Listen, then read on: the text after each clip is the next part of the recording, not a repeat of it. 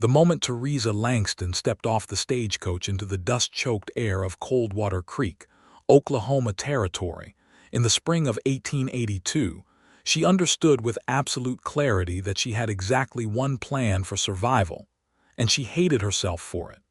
The town was smaller than she had imagined, which was saying something, because she had imagined it quite small. A single main street of weather-beaten storefronts, lined up like crooked teeth, along a dirt road that had dried into hard ruts from the last rain. A general store, a livery stable, a barber shop with a faded red and white pole, a land office with a hand-painted sign, and at the far end, sitting wide and low with its windows lit even in the afternoon heat, the saloon. The dusty rows someone had painted across the front in letters that had once been gold and were now closer to the color of old straw. That was where Theresa was meant to go. That was the plan. The only plan she had arrived with. She pressed her travel bag against her ribs and stood very still on the boardwalk, while the stagecoach driver unloaded the luggage from the roof, and the other passengers scattered to their destinations. A woman beside her, round-faced and kind-looking with a baby on her hip, gave Theresa a measuring look and then a small, sorry smile before moving on. Theresa watched her go. She was 24 years old. She had grown up in St. Louis in a house that smelled of lavender water and her father's pipe smoke, had attended school longer than most girls were permitted to, had read every novel the lending library possessed, and had buried both her parents within 6 months of each other the previous year. The consumption had taken her mother in September, and a bad winter and a weaker heart had taken her father in February. By March, the creditors had taken everything else. Her father's younger brother, a man named Gerald Langston, had arrived at the house on a cold Tuesday morning, with papers that proved the debts were larger than the estate. He had looked at Theresa standing in the empty parlor with her single traveling bag and had said, with the kind of practical cruelty that passes for generosity in desperate men, that he knew a woman in the Oklahoma Territory who ran a respectable establishment and needed girls with manners and a presentable appearance. He had paid for her stagecoach ticket. He had handed her a letter of introduction to a woman named Dottie Marsh at the Dusty Rose Saloon in Coldwater Creek. He had wished her well. Theresa had understood what kind of establishment it was. She had not said so aloud to her uncle, because there was nothing to say. She had taken the letter and the ticket, and she had told herself that she would find another way once she arrived. But the territory had a way of narrowing a person's choices very quickly, and 3 weeks on a series of stagecoaches through Missouri, Kansas, and into the raw Oklahoma land had impressed upon her exactly how far she was from any other option. She adjusted the small brooch at her collar, a cameo that had been her mother's and that the creditors had somehow missed, and she picked up her bag and walked toward the dusty rows. She did not make it past the general store. The door swung open just as she drew level with it, and a man came out moving fast, nearly colliding with her. She stepped back. He caught the door frame with one hand to steady himself and looked at her with an expression that shifted quickly from surprise to careful. He was tall, broad across the shoulders, with dark hair that needed cutting and a jaw that needed the same attention a razor hadn't recently given it. His eyes were the particular gray-green of sage after rain, and they were sharp in a way that Theresa, who had grown up reading people as a matter of social necessity, immediately registered as the eyes of a man who did not miss much. He wore working clothes, not the outfit of a dandy or a gambler. His boots were worn and honest. A marshal's badge was pinned to his vest, the kind that caught the afternoon sun and threw it back. "Pardon me, ma'am," he said, and his voice was low and unhurried, the way voices get in people who have learned that patience costs nothing and saves considerable trouble. "My fault entirely," Theresa said, because it was not her fault at all, but she was new to this town and had not yet decided what kind of person she needed to be here. He looked at her travel bag, then at her face, then at the direction she had been walking. His expression did not change, but something behind it shifted. "You just come in on the stage. I did. You know someone in town? Theresa considered lying.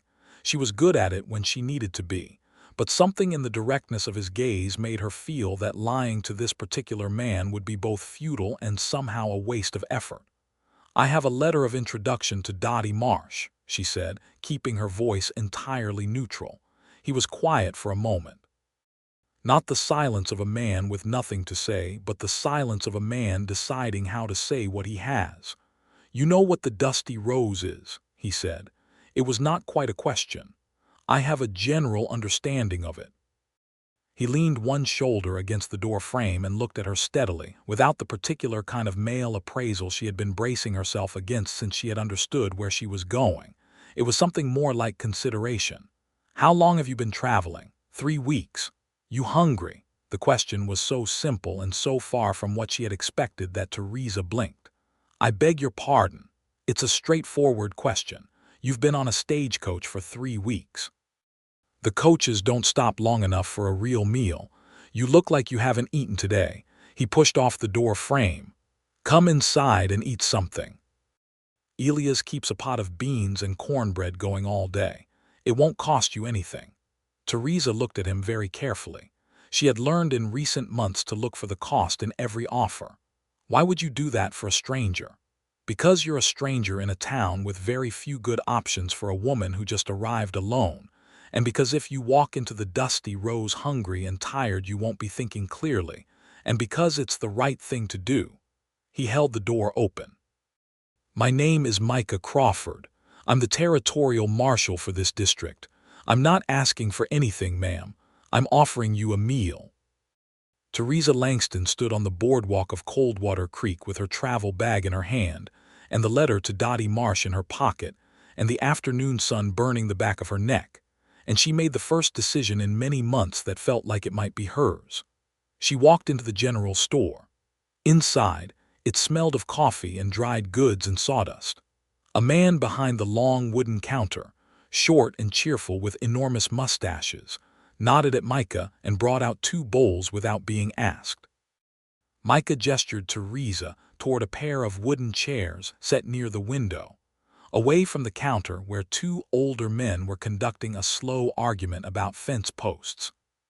Theresa sat down and ate, and the beans were better than anything she had tasted since leaving St. Louis, which said something either about the cooking or about hunger. Micah sat across from her and ate without making her feel watched or evaluated or pressured, which was itself a kind of generosity she had not expected. He asked her where she had come from. She told him St. Louis. He asked how she had ended up with an introduction to Dottie Marsh. She decided, with the quiet recklessness of a person who has recently lost everything and therefore has very little more to lose, to tell him the truth. He listened without interrupting. When she finished, he turned his coffee cup slowly in his hands and said, Your uncle sent you out here without any alternative. He sent me out here with the only alternative he was willing to provide, Theresa said. I don't have any money to speak of, and I don't know anyone in this territory, and I have never done anything in my life that would qualify as frontier experience. I can read and write very well. I can keep accounts. I can teach if there were a school. But I arrived in a town I have never heard of with a letter to a saloon, and that was the entirety of his plan. Can you cook?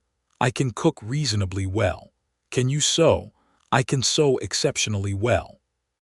Micah was quiet for a moment.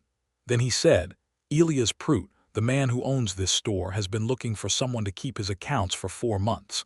His wife did it before she passed, and he's been losing money to arithmetic errors ever since. I know because I did the same work for him for 2 months and then I ran out of time. He looked at her steadily. It would pay enough to cover a room at the boarding house on Maple Street. Mrs. Aldridge runs it and she's decent. It would be honest work, and it would give you time to decide what else you want to do with yourself. Theresa set down her spoon. She looked at this man, this territorial marshal who had nearly walked into her on the boardwalk, and had then taken the time to offer her a meal, and now appeared to be in the process of reorganizing his entire understanding of her problem in order to offer her a solution that had not existed 20 minutes ago. She felt something shift in her chest that she was not prepared to examine just yet. "Why are you doing this?" she asked again, because she needed to understand it. Micah looked at her with those gray-green eyes and said simply, "Because you're a person in a hard spot through no fault of your own, and because the territory needs people who can read and write and keep accounts a great deal more than it needs another girl working for Dottie Marsh." He paused, "and because it seems like the decent thing to do." Theresa looked at him for a long moment. "I accept," she said, "if Mr. Prout is willing." "Let me ask him," Micah said and stood up. He was back in 3 minutes. Elias Prout came with him, wiping his hands on his apron and looking at Theresa with the expression of a man who has been drowning slowly in paperwork and has just been thrown a rope.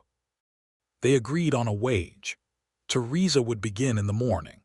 Micah walked her to Mrs. Aldridge's boarding house himself, carrying her travel bag without making a point of it, and introduced her to the landlady with a brief and effective explanation that left out the dusty rows entirely, and described Theresa simply as a woman, newly arrived from St. Louis who had taken work at the general store. Mrs. Aldridge, who was 60 years old and made of something close to iron, looked Theresa up and down and said the room would be $2 a week with meals included, and that she kept a respectable house and expected the same in return. Theresa said that was perfectly agreeable. They shook hands. At the door, Micah handed Theresa her bag and touched the brim of his hat. "Good luck, Miss Langston," he said. "Thank you, Marshal Crawford," she said, "for all of it." He nodded once, the way men in the territory nodded when they meant something but considered saying more of it unnecessary, and walked back down the street. Theresa watched him go for a moment, then took her bag upstairs. She lay on the narrow bed in the narrow room with the small window overlooking the dusty street, and she thought about what had just happened to her. An hour ago, she had been walking toward the dusty rows with the grim resignation of someone following the only map they had been given. Now she had a room and work, and something that felt, very cautiously, like the beginning of a future she had not been able to imagine this morning. She held the cameo brooch in her palm and thought about her mother, who had always said that a person's character was most visible not in what they did when life was easy, but in what they chose to do at the precise moment when doing nothing was simpler. She thought about Micah Crawford and his matter-of-fact kindness and his gray-green eyes, and the way he had eaten his beans without making her feel like a project or a problem or a charity case. She put the brooch on the small dresser and closed her eyes and slept for the first time in weeks without dread sitting on her chest like a stone. The next morning she presented herself at the general store at 7 o'clock. Elias Prout took her through the books with the expression of a man confessing his sins, and Theresa looked at the ledgers and felt the particular calm pleasure of a person who has found their work. The arithmetic was not complicated.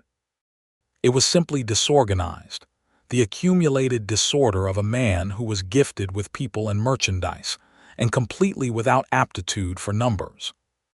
She spent the morning bringing order to it, and by noon had found 3 months of errors that had cost Elias a total of $11.40 in miscalculated inventory. Elias Prout looked at the corrected figures and made a sound like a man who has just been told his ailment is not fatal after all. "You're a gift from Providence," he said. "I'm a gift from St. Louis," Theresa said, which is less dramatic but probably more accurate.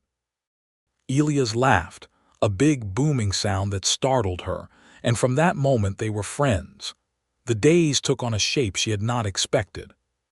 She worked at the store in the mornings, keeping the accounts and writing letters for Elias when correspondence was needed, and in the afternoon she sometimes helped behind the counter when it was busy, learning the goods and the prices and the faces of the town. Coldwater Creek was not a large town, but it was a living one, the way frontier towns were living things, rough and uncertain, and full of people who had come from somewhere else and were in the process of deciding whether to stay. She met the neighbors. There was Dr. Ambrose Cole, the town physician, who was young and conscientious and perpetually worried about the lack of proper medical supplies. There was Margaret Fowler, who ran the land office with her husband, and who had opinions about everything and shared them freely.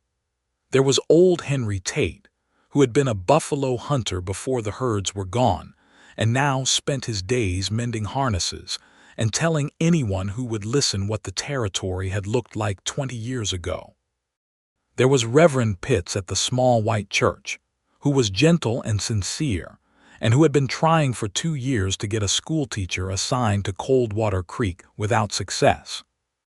And there was Micah Crawford, who appeared in the general store 3 or 4 times a week, sometimes for supplies, sometimes to use the small desk in the back corner that Elias let him use for his reports to the territorial office.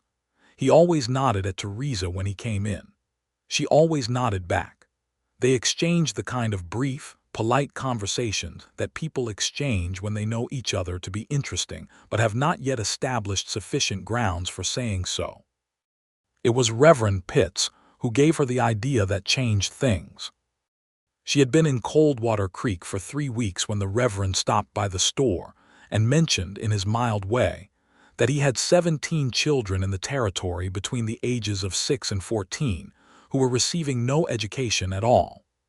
Their parents were homesteaders and ranchers who had come west with the promise of land and the understanding that everything else, schools included, would have to wait.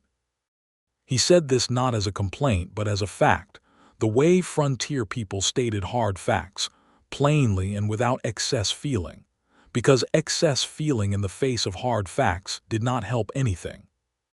Theresa thought about it that night and the next morning presented herself at the Reverend's church with a proposal. She would teach school 3 afternoons a week, using the church when it was not otherwise occupied. She had enough education to teach through a full 8th-grade curriculum. She needed only paper, ink, chalk, a board, and the willingness of parents to send their children. She asked for no payment. She said she considered it a service to the community that had given her a chance when she had none. Reverend Pitts looked at her with the expression of a man who has been praying for something specific and is now confronting the possibility that his prayer has been answered in a form he did not precisely anticipate. He shook her hand with both of his. "Miss Langston," he said, "you are a remarkable young woman." "I am a practical one," she said, "which sometimes amounts to the same thing." Word spread the way it did in small towns, which is to say completely and within 48 hours.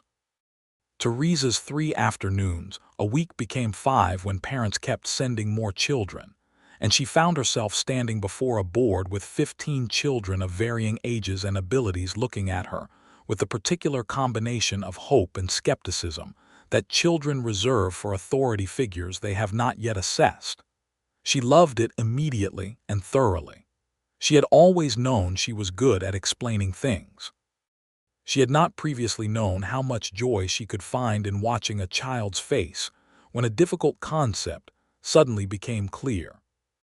She did not see Micah on the Monday she started teaching, but on Wednesday he appeared at the door of the church at the end of the afternoon session, holding his hat in his hand, looking at the board where she had been working through long division with the older children. The younger ones had gone home. 3 of the older students were still gathering their things. "I heard you started a school," he said. "Word travels quickly here." "It does." He looked at the board. "You taught before?" "No. But I received a good education and I believe in passing it on." She erased the board with a cloth and turned to face him. "Was there something you needed from me, Marshal Crawford?" He considered the question with what she was coming to recognize as his characteristic care with words, as though he kept them in careful order and chose them deliberately. "I wanted to say that what you're doing here is a good thing. The territory needs it." He paused. "And I wanted to ask if you'd had dinner yet." Theresa looked at him. "Is this a second meal you are offering me?" The corners of his eyes crinkled. It was not quite a smile, but it was adjacent to one. "The boarding house doesn't serve on Wednesday evenings. Mrs. Aldridge visits her sister. I thought you might be hungry after a full day's work." "I might be," Theresa said carefully. "The hotel on the far end of the street serves a reasonable supper, nothing remarkable but decent." She folded the cloth and set it on the ledge below the board. The last child slipped out the door with a wave. They were alone in the church, which smelled of wood and candle wax and the chalk dust she had raised. "Is this you being kind to a woman in a hard spot again, Marshal Crawford, or is it something else?" He met her eyes without evasion. "Probably both," he said. "I won't pretend otherwise." Theresa felt that shift in her chest again, the same one she had felt on the first day, but stronger now and more located, as though it was organizing itself around a specific point. "Then I accept," she said. They walked to the hotel through the warm spring evening, and for the first time since St. Louis, Theresa talked with someone not about work or practicalities, but about the larger things, about books she had read, about what she believed the territory could become, about the strange grief of losing both parents quickly, and the stranger experience of finding herself reduced to a single bag and a letter of introduction in a place she had never imagined. She talked more than she intended to, because Micah asked questions that made her want to answer them, and listened with the full attention of a man who was genuinely interested in what she said. She learned that he was 28 and had grown up in Texas, the son of a cattle rancher who had died when Micah was 20 and left the ranch to an older brother. He had worked cattle for a year after that, and then drifted north into Indian Territory before it became Oklahoma Territory, taking whatever work kept him moving until the territorial government had offered him a marshal's appointment 3 years ago. He had taken it because he believed in order, and because he liked the territory and intended to stay in it. He had not planned to stay in Coldwater Creek specifically, but it had offered itself as a place that needed someone dependable, and he had found that he fitted it the way a worn boot fits a familiar road. "Do you miss Texas?" Theresa asked. "Some of it," he said. "The land, my mother. She remarried and is well, so I don't worry about her. But the particular smell of Texas grass in early summer, yes, I miss that." "What does it smell like?" He thought about this with a seriousness that touched her. "Like something that's been warm all day and is just beginning to cool," he said. "Like the end of heat, like the edge of evening." Theresa looked at her plate and felt something open in her chest like a window. They walked back separately to their respective homes, because it was a small town and neither of them was careless about what people saw. But when he left her at the boarding house gate with a touch of his hat and a quiet good night, she stood at her window for a long time afterward, looking out at the dark street. She told herself she was being sensible and careful, and that she could not afford to become foolish about a man she had known for a month, especially a man whose kindness might simply be the general kindness of a decent person toward a stranger, rather than any specific attention toward her. She told herself this very firmly, and then spent an hour reading the same page of her novel 4 times before giving up and going to sleep. April became May, and May thickened into the hot fullness of an Oklahoma summer. The prairie around Coldwater Creek turned gold and vast, the sky above it enormous and frequently spectacular, building its thunderstorms in the late afternoons with a theatricality that Theresa found both terrifying and magnificent. She had never seen weather like it. She had never seen sky like it. The territory, which had seemed purely hostile on her arrival, began to reveal its own particular beauty, the kind that does not make itself immediately available but that rewards attention. The school grew. By June she had 22 students and had negotiated with the town council, which was a loose arrangement of 5 property owners who met once a month in the back of Elia's store, to have a proper schoolroom built before fall. Margaret Fowler was her most vocal supporter on the council, and drove the decision through with the efficiency of a woman who had learned to make things happen in a world that did not always welcome women making things happen. She also continued the bookkeeping for Elia's, and on Saturdays she had begun helping a few of the ranch wives with their correspondence, since many of them could write only laboriously and needed letters composed to family back east or to suppliers in Kansas City or Wichita. This she did in the late afternoons on the porch of the boarding house with a lap desk and her good ink, and it became a kind of informal office that people knew about and used, paying her sometimes in coin and sometimes in produce, and sometimes in nothing at all when she could see they had nothing to spare, which she never mentioned. Micah noticed all of this. She knew he noticed because Coldwater Creek was not a large place, and because he was a man whose work required him to notice things, but also because she had begun to notice what he noticed. He stopped by the school more often than could be attributed purely to official business.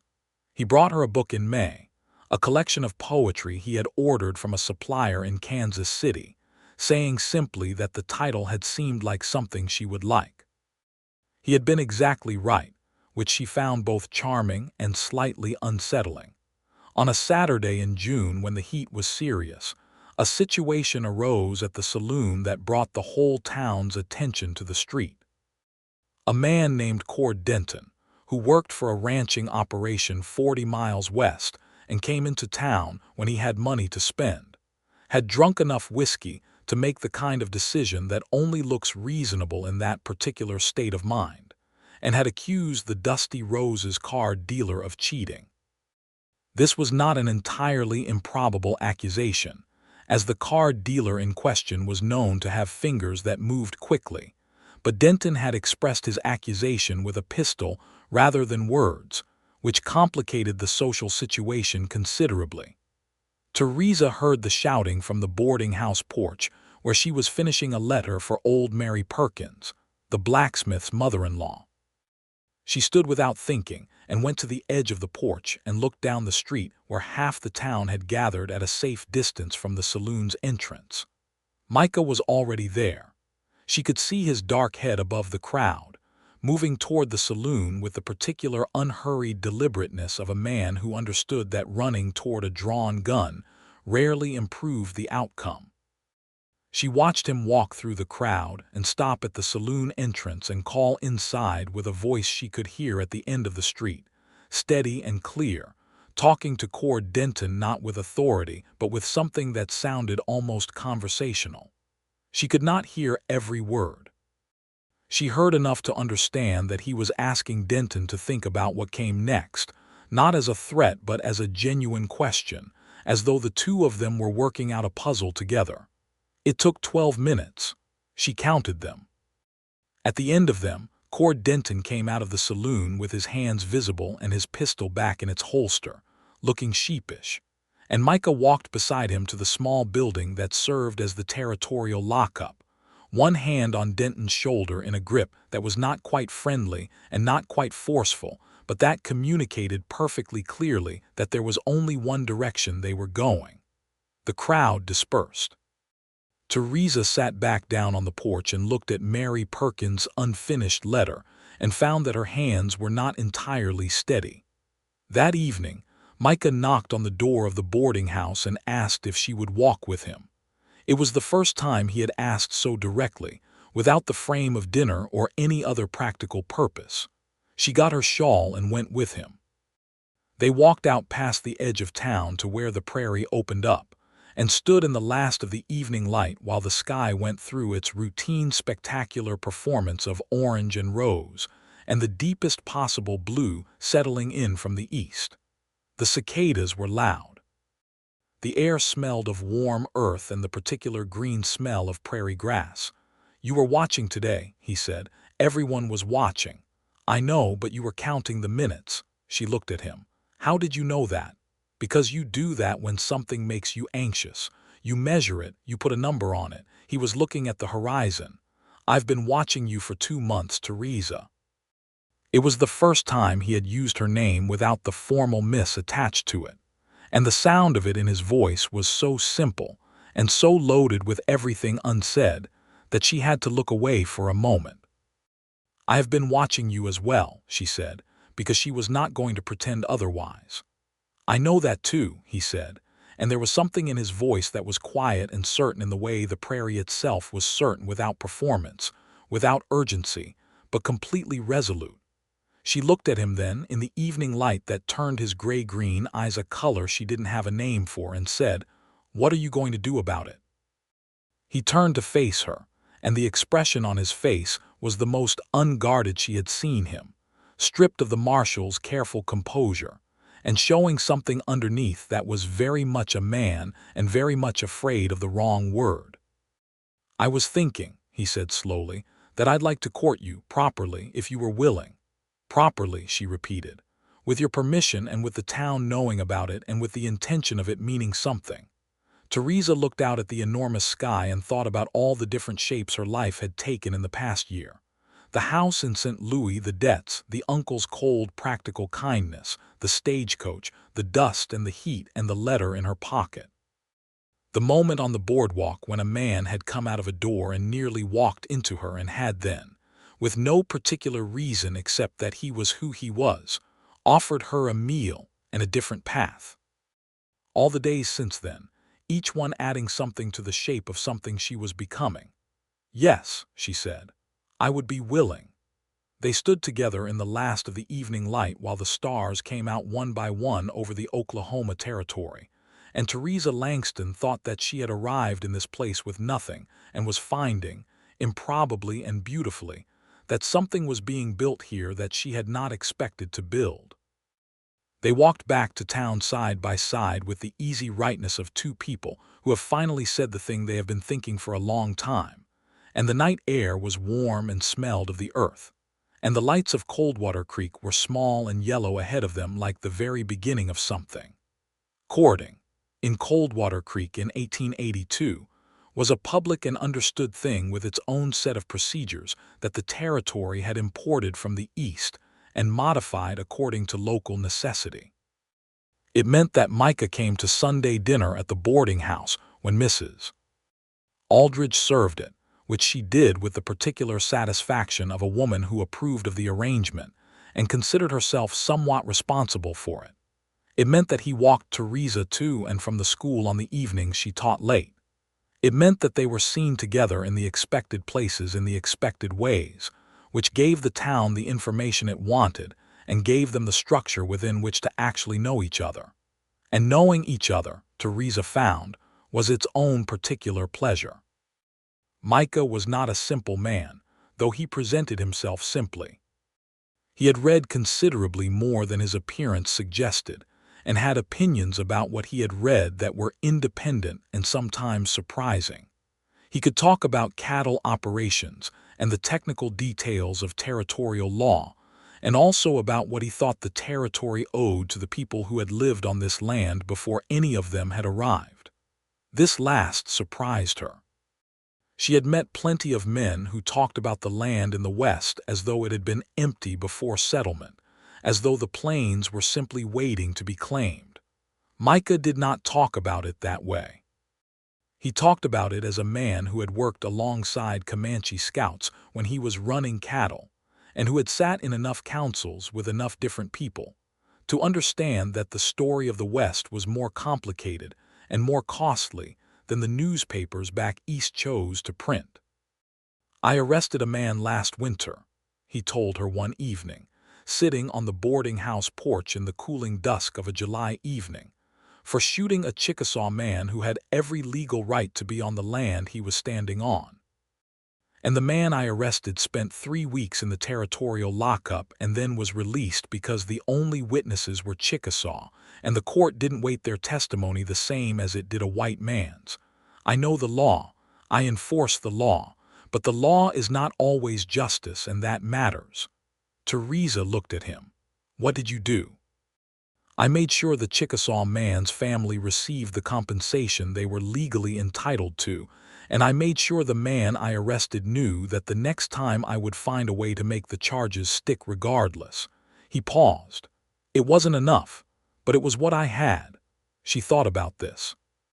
About the territory and the people who had been here before the settlers, the 5 civilized tribes who had their own courts and their own governments, and who were watching the steady encroachment of homesteaders, with the knowledge of what that encroachment had already cost. The territory was beautiful and brutal and full of injustices that ran in every direction, and she was a small person in the middle of it trying to do the particular good that was available to her. "The children I teach," she said. 3 of them are Chickasaw. Their parents keep asking me if they can stay when the territorial school board sends someone official, because they don't know what an official teacher's policy will be. What do you tell them? I tell them that every child who wants to learn is welcome in my school and that I will argue that position to anyone who challenges it. She paused. And I mean it.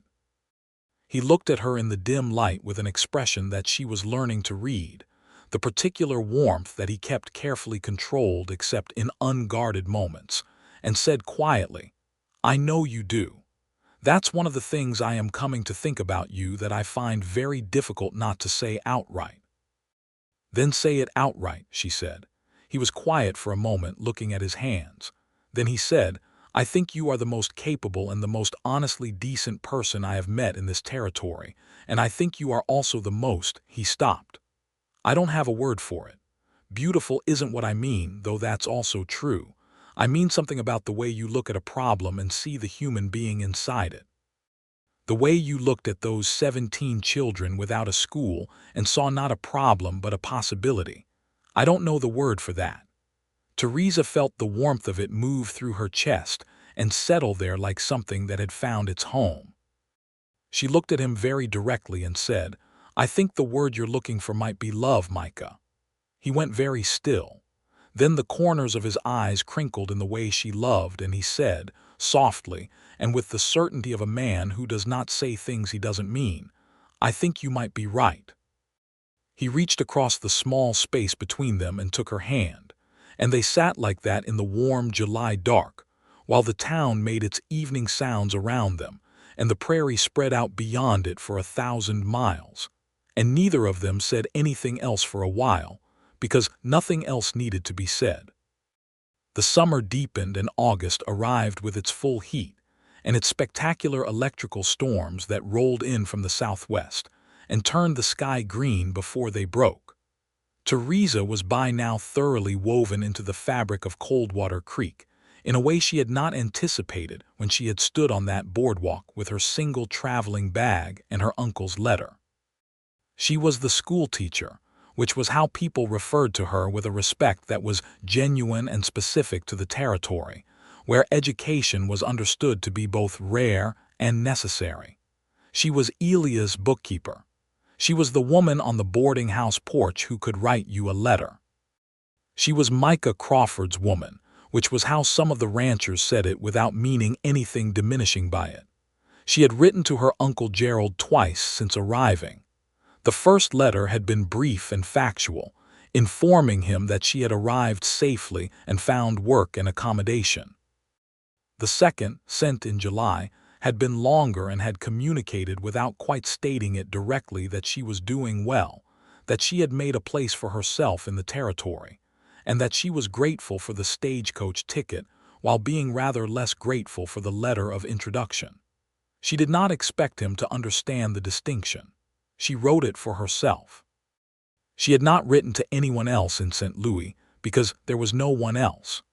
The friends she had grown up with had largely married and moved into the social circles of their husbands' families, and the correspondence had fallen away in the months after her parents' deaths, with the particular quiet cruelty of social connections that turn out to be circumstantial rather than genuine. Theresa had discovered this with sadness and without surprise, and had decided that the territory's honesty, even its brutal kind, was in some ways preferable to that particular variety of Eastern social pretense. She was thinking about this one morning in late August when Elias mentioned, while she was entering figures into the ledger, and he was behind the counter measuring out flour for the Henderson family's weekly order, that a man had arrived in town yesterday afternoon and taken a room at the hotel and asked questions about the schoolteacher. Theresa looked up from the ledger. What kind of questions? Whether you were who you said you were. Whether you were working where you said you were working. Elias gave her a careful look over the top of his spectacles. I gave him honest answers because I don't know any other kind, but I thought you should know. What did this man look like? Slight. Well-dressed for the territory, soft hands, not a working man. Theresa put down her pen. She had a feeling she knew who it was before she saw him, and she was correct. By noon, Gerald Langston was standing in the doorway of the general store looking at his niece behind the accounting desk with the particular expression of a man who expected to find one thing and found another. He had put on weight since February. He wore a suit that was expensive by Coldwater Creek standards and unnecessary in the August heat, and he was sweating visibly. He looked around the store as though taking inventory. "Theresa," he said. "Uncle Gerald," she said. She did not stand up. "What brings you to the territory?" He came in and closed the door behind him and lowered his voice, which was unnecessary since Elias had tactfully retreated to the storeroom. "I came to see how you were getting on." And he stopped and looked at the ledger, at the shelves of goods, at the chalk dust still on the sleeve of her dress from yesterday's school session. "You're working here." "I am." "As what?" "As a bookkeeper and accountant." She kept her voice perfectly pleasant. "And I run the school 3 blocks over. 22 students currently. We broke ground on the proper schoolhouse in July, and it will be finished by fall." Gerald Langston looked at her with a complicated expression that contained several things she could identify: surprise, something that might have been relief, and underneath both of those, the particular discomfort of a man who knows he did not do the right thing and is now confronted with evidence that someone else has made right what he left wrong. "The Dusty Rose," he started. "I did not go to the Dusty Rose," Theresa said. "I ran into a decent man on the boardwalk who offered me a meal and then found me honest work. The territory provided the rest." Gerald sat down in the chair across from her desk, which she had not offered him. "I should have done better by you," he said, and it sounded like the first honest thing he had said to her since her parents died. "Yes," she said simply, "you should have." He was quiet for a moment. Then, with the awkwardness of a man not accustomed to apology, "Your father would have expected better of me. I know that."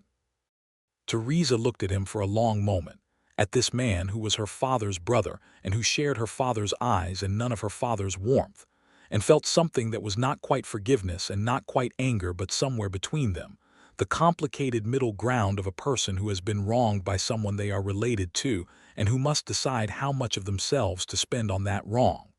She decided not to spend very much. "Stay for dinner," she said. "I'll introduce you to some people. You can see that I am well." He stayed 2 days. Micah came to the hotel for dinner on the second evening and met Gerald Langston with the quiet courtesy of a man who has been told the full story and has chosen his behavior accordingly: not hostile, not warm, precisely polite, with the particular quality of attention that communicated clearly that the woman beside him was known and regarded, and not alone. Gerald left on the third morning looking as though he had learned something, though Theresa could not have said precisely what. After the stagecoach that took him west toward Wichita had disappeared down the road in its cloud of dust, Micah stood beside her and said, "You all right?" "I am," she said, and meant it more than she would have expected.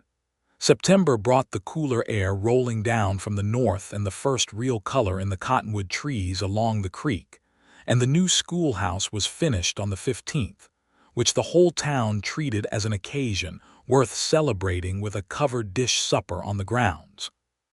Theresa stood inside her schoolroom for the first time: proper desks, a real blackboard, bookshelves waiting to be filled, and felt the particular satisfaction of a thing built from nothing into something solid and real. Micah found her standing in the empty schoolroom an hour before the supper, running her hand along one of the desktops. He came in and stood beside her and looked at the room. "I started this fall with 7 students," she said. "Now I have 22. By spring I expect 30. Coldwater Creek will need a second teacher before long," he said. "I know. I've written to the Territorial Education Board." She turned to face him. "I've also applied for an official teaching certificate. If I'm going to do this, I want to do it properly." He looked at her with that expression she loved most, the one where the warmth was not contained at all. "Theresa," he said, "I need to ask you something." "All right." He reached into the pocket of his vest and held out something small that caught the afternoon light coming through the new windows. It was a ring, simple gold, with a small garnet that was the precise color of the stones in the creek that ran along the edge of town. She looked at it and then at him. "I know this is not the most elaborate proposal you might have imagined," he said. I know this is not St. Louis or anything you grew up expecting. I know the territory is hard and the work is hard and the life out here is a particular kind of difficult that people back east write about without understanding. He paused. But I love you, Theresa Langston.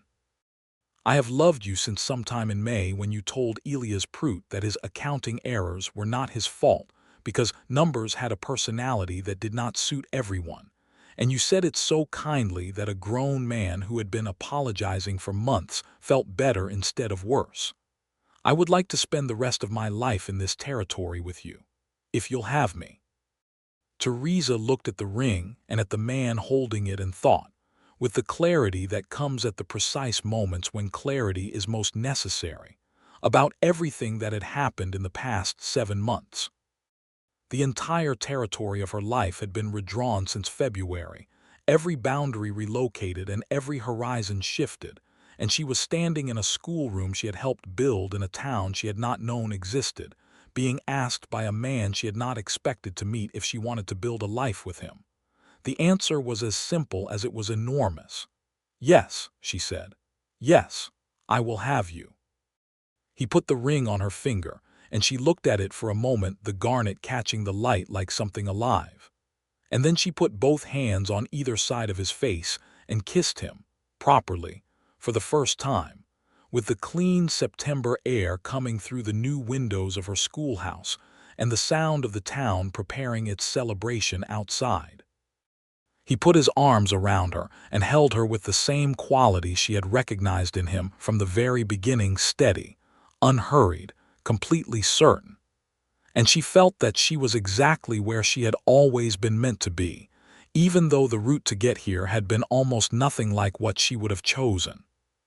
They told the town that evening at the covered dish supper, which was barely necessary since Reverend Pitts, who had been watching them for months with the satisfaction of a man who has seen something he prayed for come to pass, had managed to mention it to 3 people inside the first 10 minutes after seeing them walk out of the schoolhouse together with the expression of people who have just made a very significant decision. By the time Micah made the formal announcement with Theresa's hand in his and the garnet ring visible, the gathered Coldwater Creek community received the news with a warmth that was entirely unperformed. Margaret Fowler cried, which she later denied. Elias Prout shook Micah's hand for a very long time. Mrs. Aldridge said she had known from the second week, which was probably true. Henry Tate, the old buffalo hunter, leaned over to Theresa and said with the directness of a man whose years had removed most of the social filters, "He's a good man, that one. Territory doesn't have enough of that kind. You did well, Miss Langston." "I know," Theresa said, and smiled at him with the full warmth of a woman who has been very afraid for a very long time and has recently, thoroughly, stopped being afraid. They were married in November, when the Oklahoma autumn had turned the territory into something magnificent, the cottonwoods burning gold against the vast blue sky, and the air carrying the first serious cold that made a wood fire feel like the center of the world. Reverend Pitts performed the ceremony in the church, which was full to the walls with the entire population of Coldwater Creek and several families from the surrounding ranches who had driven in specifically for the occasion. Theresa wore her best dress, which was blue wool and not a wedding dress in any formal sense, but which Margaret Fowler had helped her alter and add a collar of white lace to, so that it was something. She wore her mother's cameo at her throat and carried a bunch of late autumn grasses and prairie flowers that old Henry Tate had ridden 2 hours to find at the edge of the creek bottom where things still grew. Micah stood at the front of the church looking at her as she came down the aisle with the expression of a man who has received something entirely beyond what he expected and is holding very still for fear of disrupting it. She saw it in his face and walked toward it. The vows were the simple traditional ones, and they meant every word. Afterward, the town fed them with everything anyone had cooked, which was considerable, and danced to a fiddle and a harmonica well into the cold November night, with the fire going in the church stove and the windows golden against the dark and the stars overhead so numerous and bright that they seemed almost theatrical, like something the sky had arranged specifically for the occasion. They went home to the house Micah had rented on Elm Street, 3 rooms with a proper stove and a front porch that looked toward the prairie, a house that smelled of wood and newness and possibility. It was small by most standards, and by the standards of the house Theresa had grown up in, it was very small indeed. She stood in it that first night and looked at the 3 rooms and the porch and the view toward the dark prairie and felt something she did not entirely have a word for, a specific gravity, as though she had been moving toward a place without knowing it and had now arrived. "What are you thinking?" Micah asked from behind her. "I am thinking that I am home," she said. "Which is a peculiar thing to say about a house I have never been in before today." He came and stood beside her at the window. "Home is a person sometimes," he said, "more than a place." She turned and looked at him in the lamplight and said, "Yes, I think that might be it exactly." The winter of 1882 to 1883 was a hard one in the territory, cold and dry, and with a period in January when the temperature dropped so severely that the ranchers lost cattle and the families in the more remote homesteads had to be checked on regularly to ensure they had enough firewood and food. Micah rode his district through the worst of it, and Theresa kept the school running and organized a collection of food and wool blankets that went through the church to the families who needed it, working with Reverend Pitts and Margaret Fowler to make sure nothing was wasted and no one was overlooked. The injustice of who received help was something she noticed and addressed as directly as she could. There were Chickasaw families in the territory whose situation was made harder by the coldest months, and who were sometimes overlooked in the informal networks of community support that operated along racial lines more than people acknowledged openly. Theresa made sure her collection went to whoever needed it without distinction, and had the 2 or 3 quiet conversations that were necessary when a few people suggested otherwise. Conversations she conducted with the particular calm firmness of a woman who has decided what she believes and is not interested in debating it. Micah came home late on the coldest nights, and she had food waiting and the stove burning, and they sat together in the warmth of their small house and talked about what they had each seen in the day. And in those conversations, she understood that they were building something more layered and real than any of the romantic stories she had read in her father's library in St. Louis. Those stories had been about the moment of love, the declaration, the resolution of obstacles, and then the implied happiness that followed. What she was living was the actual structure of a life with another person, the daily negotiation and accommodation and continuing discovery, the way a person's character reveals itself not in the dramatic moments, but in the ordinary ones, in how they respond when they are tired, in what they care about when no one is watching.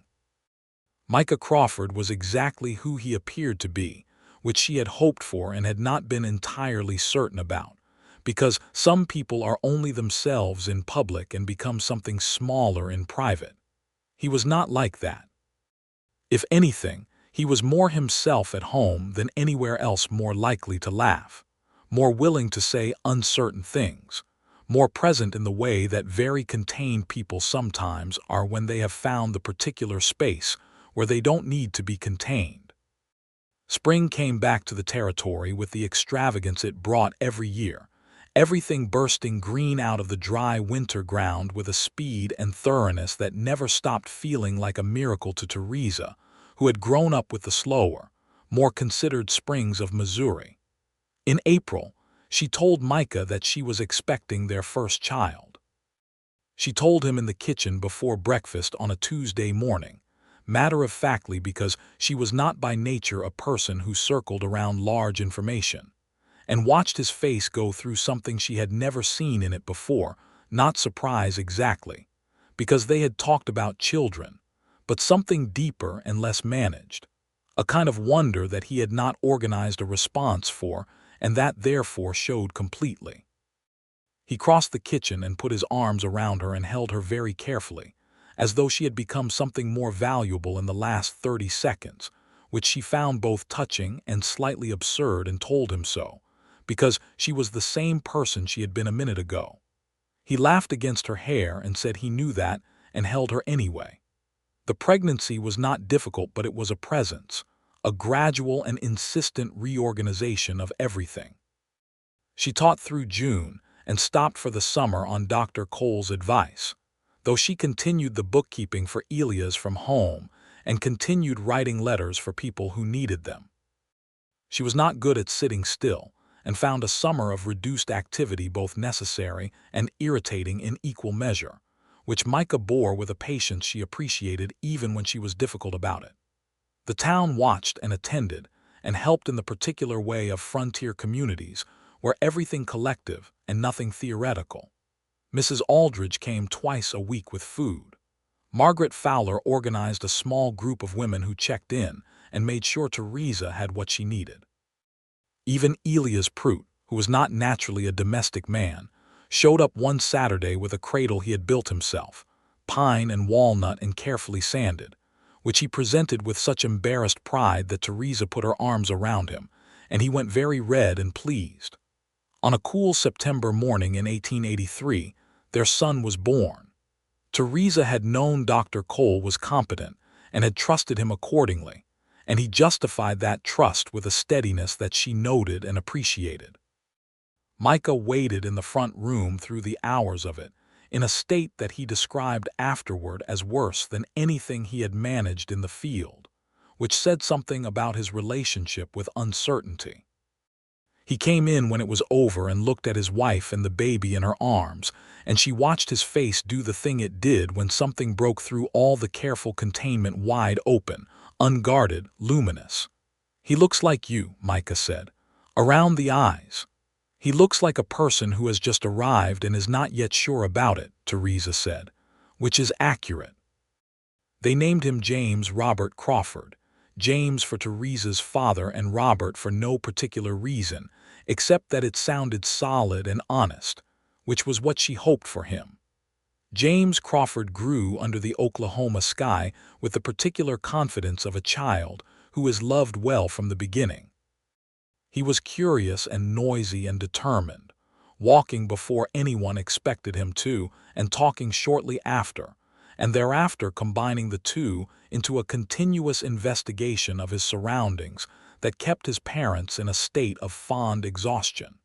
He loved the prairie and had to be retrieved from increasing distances as he grew. Theresa went back to teaching in January and took James with her to the schoolroom, where the older students took turns minding him with a proprietary affection that he accepted as his natural due. The school by 1884 had 34 students and a second teacher, a young woman named Clara Ross, who had come from Kansas with a teaching certificate and the determination to use it, and who Theresa trained with the thoroughness of someone who took the work seriously and who understood that 34 children needed more than one good teacher. The territory was changing around them. More settlers were coming in, the pressures on the land increasing, the political discussions about Oklahoma statehood beginning to circulate in the newspapers that arrived by mail and were read until they fell apart. Micah's work as marshal had become busier and more complicated as the population grew, bringing with it the social mathematics of a growing place, more disputes, more incidents, more people in the territory with varying relationships to the law and to each other. He handled it with the same unhurried competence he brought to everything, and Theresa watched him and trusted him and told him when he came home, carrying the weight of hard days, to set it down and eat his supper. In 1885, Clara Ross married a wheat farmer named Patterson and left the school, which meant Theresa needed to find a replacement. She wrote 17 letters and received 4 responses and interviewed 2 candidates, ultimately selecting a man named Edmund Walsh, who was 30 and thoughtful and had a practical understanding of frontier education that matched her own. He was also the first male teacher the school had had, which caused a brief social controversy that Theresa addressed at the next town council meeting by producing enrollment figures and the academic results of her students over the past 3 years, and asking the council to indicate which of these outcomes they objected to. The controversy subsided. James was 3 and beginning to ask questions that could not always be answered. He wanted to know why the sky was so big, and why horses smelled the way they did, and why some children lived far out on the prairie in houses made of sod. He wanted to know if the stars were all the same or different. Theresa answered every question he asked with the same quality of attention she brought to her teaching, not because she was performing motherhood, but because she found that his questions were often genuinely interesting. Micah answered them differently, with more story and less explanation, taking James on his horse on short rides and talking to him about the land as they moved through it, pointing out the names of grasses and birds and the different colors of the soil in different places. She watched them together, her husband and her son, in the late afternoons when Micah came home and James launched himself with complete confidence that he would be caught, and felt the specific full quality of a life that has more in it than it knows what to do with. There were hard things too. There were hard things always. A family in the territory lost their homestead to a fire in the summer of 1885 and needed rebuilding from nothing, and the community did what it could, which was considerable but not everything. A dispute over water rights between 2 ranching families became serious enough that Micah spent 3 weeks negotiating between them, sleeping in a different house every other night to demonstrate impartiality, before reaching an agreement that held. Dr. Cole lost a child patient to a fever in February 1886, and the grief of it sat on the town for weeks. These things were part of the life of the place, the weight of it, and Theresa did not look away from any of them. She discovered that she was expecting again in the spring of 1886. She was 28 and James was 2.5, and she felt the news with the same depth and the same particular quality of wonder that did not diminish the second time, only changed its shape slightly. Micah held her in the kitchen again, and this time he did not hold her like something fragile, but simply like himself holding her, solid and warm and entirely present. Their daughter was born in October 1886, on a day when the territory wind was strong enough to make the house creak, and the cottonwoods looked like they were trying to tell you something.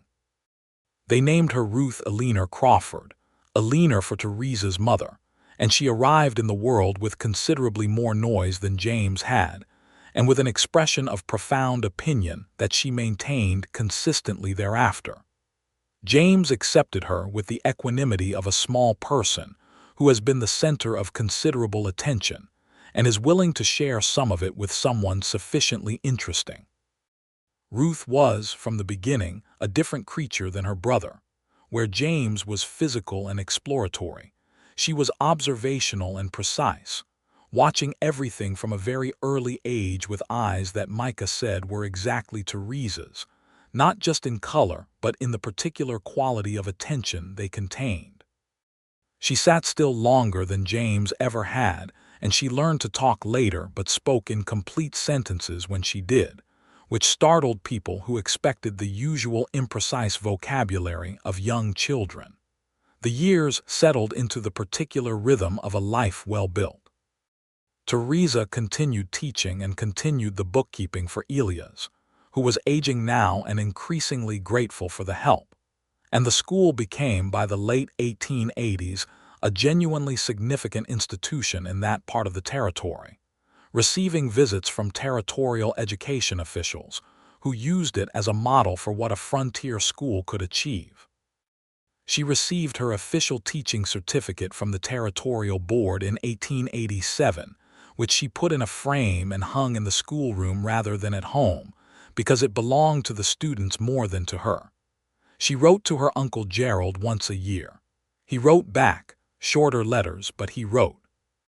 The correspondence was not warm, but it was honest, and she had decided that honest was sufficient.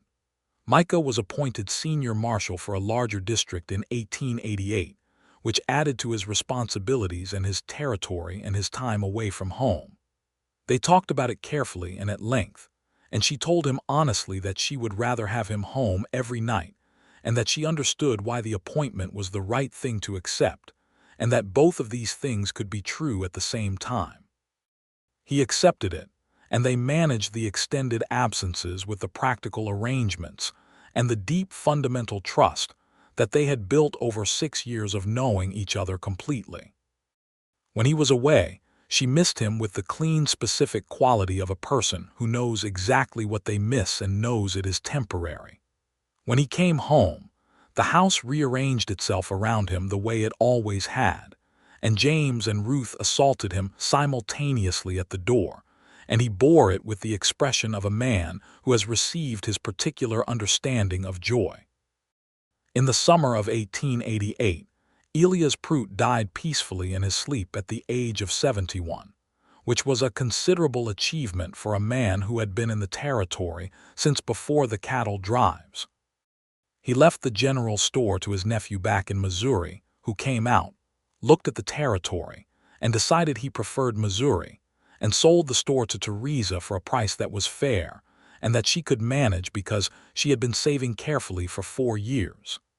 Elias had known this was possible and had known she would do it, and had spoken to his nephew before his death about giving her the first option, which she learned later and which moved her very deeply. She ran the general store alongside the school, which required considerable organization and the help of a young man named Pete Rawlings who had come to Coldwater Creek the previous year and had a gift for the physical work of the shop, while Theresa managed the accounts and the ordering and the relationships with suppliers. They were a good working arrangement. Pete had the reliable practicality of someone who has found their place and is grateful for it. The children grew. James Crawford was 7 in 1890, all elbows and questions, and a passion for horses that he had clearly inherited from his father. And Ruth was 4 and already reading, sitting on the boarding house porch with Theresa's old novels held open in her small hands, and working her way through them with a concentration that made Mrs. Aldridge, who was still alive and sharp at 74, say that the child would be a professor or a judge or possibly both. In the evenings of that summer of 1890, Theresa and Micah sat on the porch of their house on Elm Street, which had been expanded twice since they first moved in and now had 4 rooms and a proper kitchen garden, and a long front porch with 2 chairs positioned to look out toward the prairie. The children were inside, settled for the night. The sky performed its nightly drama of stars. The prairie made its dark, breathing presence felt beyond the edge of the town. She had been in Coldwater Creek for 8 years. She had arrived with nothing, with a letter in her pocket that represented the narrowest possible idea of what her life could be. She had left that letter unused in the pocket of a dress she no longer owned, a fact she thought about sometimes with the particular quality of attention she brought to things that mattered. "What are you thinking about?" Micah asked from his chair beside her. "The letter," she said, "the one to Dottie Marsh."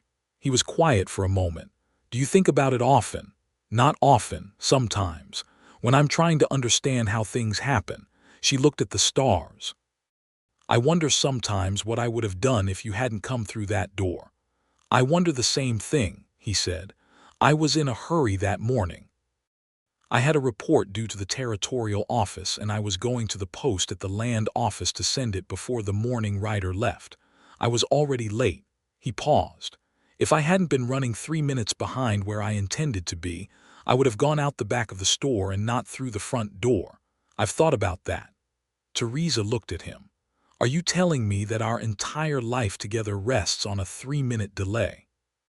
"I'm telling you that it rests on a 3-minute delay, and on you being exactly the person you are," which meant that one conversation was enough to make everything obvious. He reached over and took her hand the way he always did, as though it were natural and necessary as breathing. "I looked at you and knew you were in trouble, and knew I could help, and knew I wanted to. That third thing was the one I hadn't planned for." She held his hand in the warm dark and thought about roads and decisions, and the 3-minute gaps in time through which whole lives can pour. She thought about her mother's cameo on the dresser inside, and her father's name in their son, and the garnet ring on her finger that had been chosen, because someone had noticed what colors were in the creek behind the town. She thought about a stagecoach and a boardwalk and a door opening at the wrong or the right moment, depending on how you chose to understand it. "I'm glad you were late," she said. "So am I," he said. The night came all the way in around them, warm and vast and generous with stars, and the prairie beyond the town was dark and enormous and full of the sounds of itself. And Theresa Langston Crawford sat in a chair on a porch in Oklahoma Territory in the year 1890 and felt, with a completeness she had no word for, that she was exactly here and exactly this, and that it was more than enough. It was everything. In the years that followed, Coldwater Creek grew and changed as the territory moved toward statehood, which would not come until 1907, but whose approach could be felt throughout the 1890s in the increasing activity of the land offices and the arrival of the railroad spur in 1893 that connected the town to the larger lines and changed the character of the place significantly. More people, more commerce, more complication. Theresa's school became a district school by 1892, with 3 teachers and a formal curriculum aligned with territorial standards. She was named the district superintendent, a title and a position she had not sought, and which came with considerably more administrative work and considerably more political negotiation, both of which she handled with the same practical directness she had always used.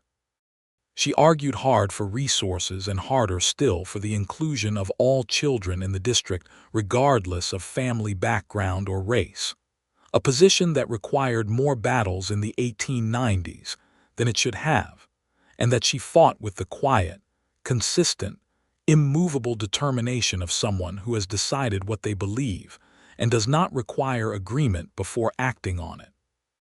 Micah served as senior marshal through the end of the decade, and was offered an appointment to the territorial court that he turned down because he preferred the work of the district and the life of Coldwater Creek. The territorial court would have meant relocation to the capital, and they had a life here and children who were rooted here and a house that had grown to hold all of them comfortably. He told the official who offered it that he appreciated the confidence and that the territory needed good judges and that he was not one of them. He was a marshal and intended to remain one. The official had looked at him with the bafflement of someone who does not understand a man who knows what he wants, which Micah found privately amusing. James turned 10 and then 12, and became the boy Theresa had always hoped to see, not in any particular way she had planned, but in the best ways, honest and curious and kind to animals and younger children and old people, with a directness that he had from both parents and a humor he had largely invented for himself. He developed, to Micah's particular satisfaction, into a capable horseman, and to Theresa's particular satisfaction, into a genuinely capable reader who would disappear for hours with a book and emerge having opinions about it that were worth discussing. Ruth turned 8 and then 10 and proved out everything that Mrs. Aldridge had predicted, advancing through the school curriculum at a pace that required Theresa to find materials ahead of what was being taught and to arrange for additional instruction in mathematics from Edmund Walsh, who turned out to have a gift for it, and who recognized the same gift in Ruth, and taught her with the specific pleasure of a teacher who has found an exceptional student. By 12, Ruth was helping her mother keep the store accounts on Saturday mornings, not because she was needed, but because she wanted to and because the precision of it satisfied something in her. In 1895, a young woman arrived in Coldwater Creek on the afternoon stage, 23 years old, with a single travel bag and an expression that Theresa recognized immediately and completely. She had seen it in the mirror in November of 1882. She went to the stage stop and met her before she could collect her bearings and lose her nerve. The young woman's name was Agnes Porter, and she had come from Kansas City, and she had a letter in her pocket that Theresa did not ask to see. She brought Agnes to the school and made tea on the small stove in the back room, and listened to Agnes's particular version of the story that had many versions in the territory: no family, no money, no choices anyone had bothered to offer her. "Can you teach?" Theresa asked. Agnes blinked. "I was a student through 8th grade. I read well." "Come back tomorrow and I will assess your abilities properly," Theresa said. "We need a 3rd grade teacher and the position has been empty since March. The pay is $12 a month. Mrs. Aldridge on Maple Street has a room available, and she is a good landlady." Agnes Porter looked at her with the expression of someone who has been bracing for one conversation and is suddenly in a completely different one. "Why are you doing this?" Theresa smiled at her, the full, honest smile of a woman who knows the answer to this question better than most. "Because someone did it for me," she said, "and because it's the right thing to do, and because you look capable, which I suspect you are." Agnes came back the next morning and turned out to be not only capable, but gifted with small children, patient and inventive and consistent in the way young children need. She stayed in Coldwater Creek. Within 2 years she had met and married a homesteader named Caleb Yates, who had land north of town, and the kind of steady good nature that Agnes had apparently always needed someone to demonstrate to her. They had a good life. Agnes taught for another decade. Theresa considered the whole thing one of the better outcomes she had been involved with. The century turned, and the territory was full of the energy of a place approaching its own transformation. Oklahoma statehood was coming, and everyone knew it, and the discussions were everywhere, in the store, in the school, at the council meetings, over the fences between neighbors. There were complicated discussions about the 5 civilized tribes, who had been promised that Indian Territory would not become part of any state without their consent, and who were watching that promise undergo the particular reinterpretation that promises in the West had always been subjected to.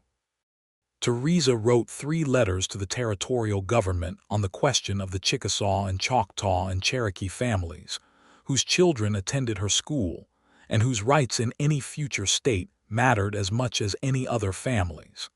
The letters were politely received and imperfectly acted upon, and she wrote them anyway because not writing them was not an option she found acceptable. James Crawford was 17 in 1900, and growing into the particular version of a young man who is both his parents and entirely himself. He had decided he wanted to study law, which had required a series of conversations between his parents about what that meant and how it might happen in the territory before statehood. And the resolution of those conversations had been that Micah would use his contacts in the territorial administration to identify the best available path, which turned out to be reading law in the office of a territorial judge named Harmon in the capital. James left in the spring of 1901 with his mother's small library of books, his father's steady handshake, and his own considerable determination. Theresa watched him go from the train platform, because the railroad had come through Coldwater Creek by now, and the platform was the new departure point for everything that was leaving. She kept her face composed and her feelings arranged until the train was out of sight, and then she let Micah put his arm around her, and she allowed herself a few minutes of the specific grief of a mother watching her child move away from the center of her life into his own. "He'll be all right," Micah said. "I know," she said. "That's the whole point of him." He laughed and she laughed, and they walked back to the house where Ruth was waiting on the porch with the afternoon light in her dark hair, and a book open on her knees, and the particular look of a 12-year-old who has graciously decided not to comment on her mother's red eyes.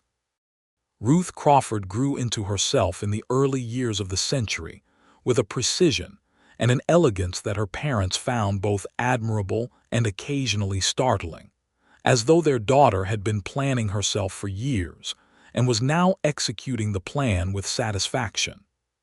She was 16 in 1902 and entering the schoolroom now as a student teacher rather than a student, working with the younger children in the mornings under Edmund Walsh's supervision, and pursuing her own advanced studies in the afternoons from materials Theresa ordered from Wichita and Kansas City, and occasionally from as far as Chicago. She wanted to study mathematics formally. There were few opportunities for women in formal mathematical study in 1902, a fact that Ruth approached with the same methodical determination she brought to everything, identifying the institutions that did accept women, identifying the requirements, identifying the path. She talked about it at the dinner table with the specificity of someone who has already done the research and is now simply presenting the conclusions. Micah listened to his daughter explain exactly why she intended to attend a normal school in Kansas that had a strong mathematics program and why she believed she was prepared for it and what she planned to do with the education afterward. And when she finished, he looked at Theresa and then back at Ruth and said, "You sound like your mother arguing a position to the school board." Ruth said, "I take that as a compliment." "You should," he said. "When do you plan to go?" "In 2 years. When I've finished what I can do here." "Then we will make sure you're ready," Theresa said. Ruth looked at both of them with the expression of a person who had expected to have to fight harder for this and was adjusting to not having to. "Thank you," she said simply, which was not a small thing from Ruth, who did not say anything she did not mean. Oklahoma was admitted as the 46th state in November 1907, which was a significant thing and a complicated one, and Coldwater Creek observed it with mixed feelings depending on who was doing the feeling. For many of the settler families, it was a celebration of something they had been building toward for 25 years. For the Chickasaw and Choctaw families in the area, it was something more complicated, the resolution of a process that had not proceeded as promised, and that had reorganized the legal standing of people who had been in the territory longer than anyone now calling it a state. Theresa organized a community gathering at the school the day after statehood was declared that she specifically invited the full range of Coldwater Creek's community to, which meant that the room contained people with very different relationships to what had just occurred, and she asked each person who wished to speak to say what the day meant to them, and she made sure that all of those voices were heard and written down in the school record, because she believed that honest history required more than one narrator. Micah, who had been appointed to a state law enforcement position in the transition from territorial to state government, sat in the back of that gathering and watched his wife manage the room with the steady diplomatic intelligence she had been developing for 25 years, and felt the specific pride of a man who has always known what he has and has never taken it for granted. James Crawford came home for the statehood week from the capital, where he was now practicing law with a firm that handled land claims. A young man of 24 who had grown into the profession with the same thoroughness he had brought to everything since he could walk. He had his mother's eyes and his father's jaw and his own considerable opinions about everything, which he expressed with a clarity and a moderation that suggested he had spent considerable time learning both how to argue and when not to. He also brought a young woman with him, which he had mentioned in his most recent letter with a casualness that fooled neither of his parents. Her name was Elena Vasquez, 23 years old, the daughter of a Mexican landowner whose family had been in the southern part of the territory for 2 generations before it was a state. She was composed and direct, and had a sense of humor that announced itself in her eyes before it reached her face, which Theresa liked immediately. She and James moved around each other in the particular way of people who are each trying to appear less invested than they are, which was entirely transparent to any adult paying attention. Theresa took Elena on a walk the second morning and asked her about herself directly, and listened to the answers with genuine interest, and by the end of the walk had formed the opinion that Elena Vasquez was an excellent judge of character who had apparently judged James Crawford favorably, which spoke well of both of them. Micah took James to the store on the pretense of needing supplies, and within 5 minutes asked him, with the directness of a man who has never been comfortable with the slow approach to necessary conversations, whether Alina was someone he intended to be serious about. James, who had his father's discomfort with excessive preamble, said yes. Micah said good, because she seemed like someone worth being serious about, and they bought the supplies and went back to the house. James and Alina were engaged before the end of the statehood week, and married the following May in Coldwater Creek, with the full attendance of both families and the entire community, in the same church where Micah and Theresa had been married 26 years before. Reverend Pitts had been gone for 10 years, but Reverend Harris, who had come after him, performed the ceremony with equal warmth. Theresa wore the garnet ring as always, and stood in the church watching her son say the same vows she and Micah had said, and felt the particular emotion of a woman who has built something that is now continuing itself. Ruth came back from Kansas for the wedding, midway through her 3rd year at the normal school, taller and more settled in herself than when she had left, carrying mathematical textbooks in her bag alongside her dress clothes, which her mother found entirely characteristic. She danced at her brother's wedding with the unself-conscious enthusiasm of a woman who is genuinely happy and does not see the point of performing any other state when happy is what you actually are. The years of the new decade were full and good, and the particular kind of complicated that full good years always are, never simple, never entirely smooth, but holding together around the essential structures of love and work and community that Theresa and Micah had been building since the spring of 1882. James and Alina settled in the capital and had a son in 1909, named Crawford James Vasquez Crawford, a name that caused some discussion among the older Coldwater Creek families before they accepted it as the kind of thing that happened in the 20th century. Ruth returned from Kansas with her certificate and a position teaching mathematics at a school in Wichita, which was not close but was not so far that she could not come home for Christmas and for the summers. Theresa turned 50 in 1908 and Micah turned 52, and the town organized a party for them jointly because by this point the two of them were so thoroughly identified with Coldwater Creek that celebrating one without the other seemed incomplete. The party was at the schoolhouse, which now had 4 proper rooms and a library that Theresa had built through 20 years of soliciting book donations from publishers in New York and Chicago. And the celebration was attended by people who had known them for 25 years, and people who had been born in Coldwater Creek after they arrived, and people who had passed through Theresa's schoolroom as children and were now adults with children of their own. Henry Tate had been gone for 15 years, and Elias Prout for 20, and Mrs. Aldridge for 12. Margaret Fowler was 70, and still sharp and still had opinions. Edmund Walsh was 53 and still teaching mathematics, and still surprised by nothing Ruth did. The town was full of people who had arrived as strangers and become permanent parts of something that had built up from nothing in the 30 years since the first settlements. Theresa stood in the schoolroom that evening surrounded by everything that had come from a single different decision on a boardwalk in 1882, all of it spreading out around her like a country she had not known she was going to inhabit, and felt the weight and warmth of it simultaneously. Micah found her in a quiet corner, away from the noise of the party for a moment, and stood beside her. He was 52 and the dark hair had gone largely gray, and the lines in his face were the lines of a man who has spent his adult life outdoors in the wind and sun, and who has laughed enough and thought hard enough to leave evidence of both.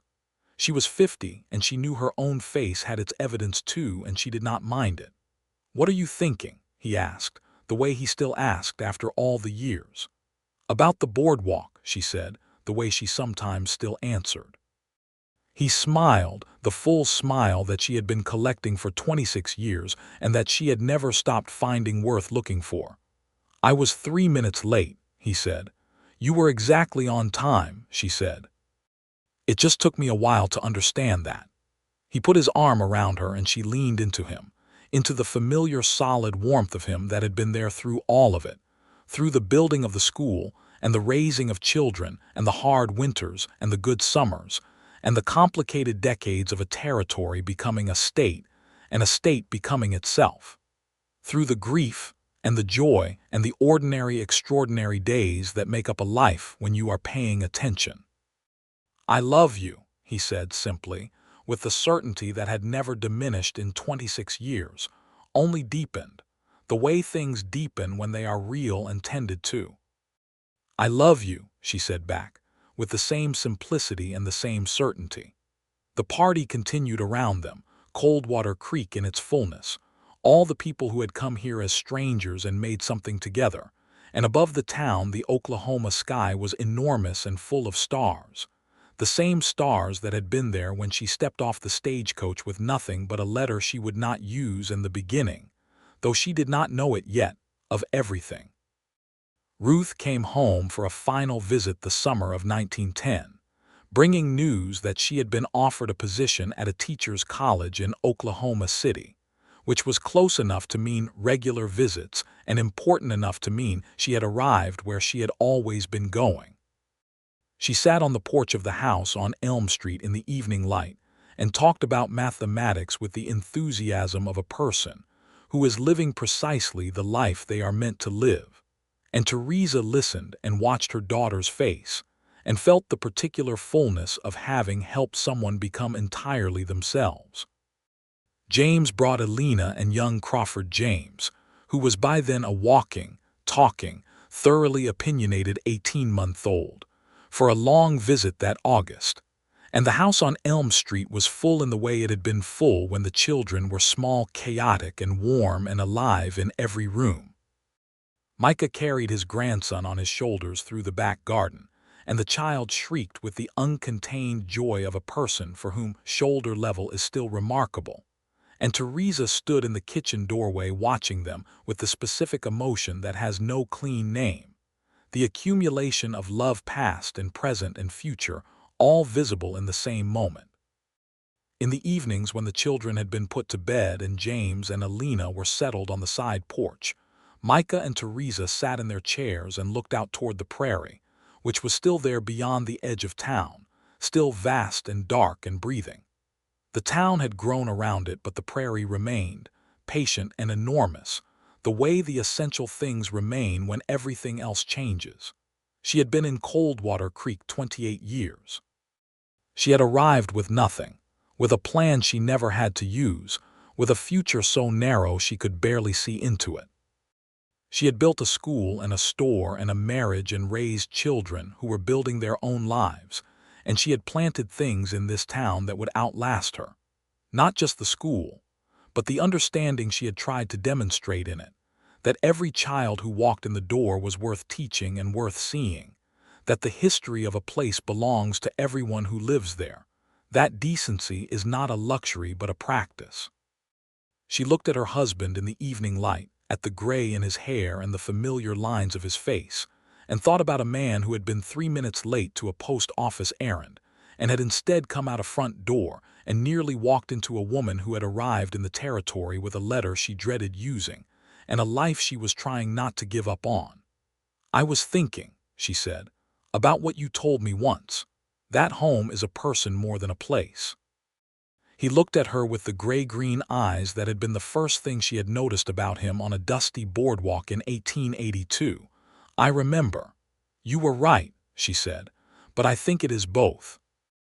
I think it is the person and the place together when you are lucky." He took her hand, the way he always did, with the ease of 26 years of the same gesture made new every time by its own sincerity. "We are lucky," he said. "We are," she said. "We very much are." The stars came out over the Oklahoma prairie, the same stars they had stood under on their first evening walk when he had asked if he could court her, and she had asked him to say the thing he was thinking outright. And the warm September night settled around them like something that had always been there, like something that would always be there, solid and enduring and entirely their own. Theresa Langston Crawford sat on her porch in the autumn of 1910, in a town she had helped build, beside the man who had offered her a different way forward when she had arrived with only one, and felt, in the most complete sense available to any human being, that the story of her life was exactly the one she would have chosen, not because it had been easy, not because it had been certain, but because every hard and uncertain thing in it had led her here, to this chair, to this man, to this life that was full to its edges with everything that mattered. The prairie breathed in the dark beyond the town, and the stars were countless, and the night was warm, and she was home,